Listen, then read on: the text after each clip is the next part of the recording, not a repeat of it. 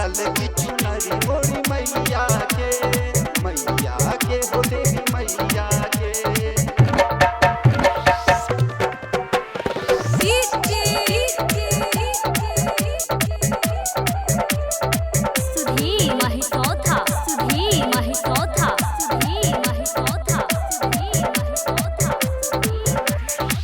राधी के सपना हम देखने चलिए, मैया के मंदिर में हम चली गेलिए।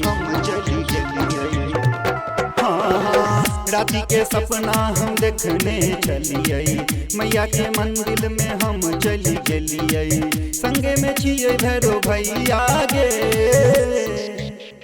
लाल की चुनरी मोरी मैया के हो देवी मैया के। लाल की चुनरी मोरी मैया के हो देवी मैया के। लाल की चुनरी मोरी मैया के हो देवी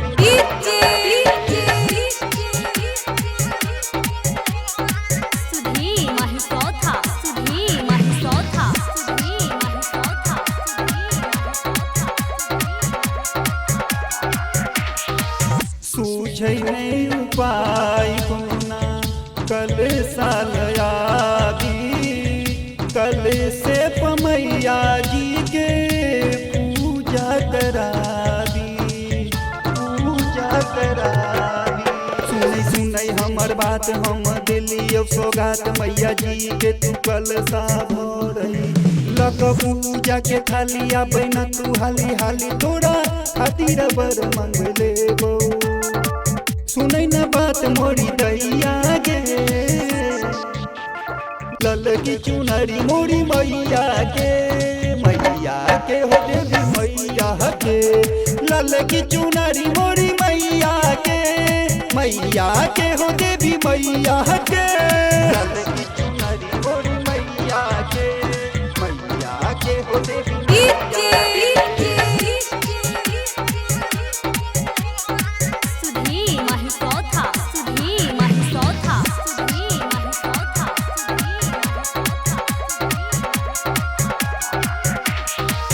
जखने से देखनौ माँ के रूप सजल गे, तखने से चैन न मिले मैया एक पल गे।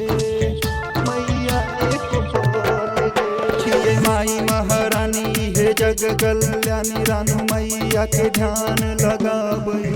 हम करी पूजा पाठ पूरा दिन आरो रात बेटा संतोष ध्यान लगाबै।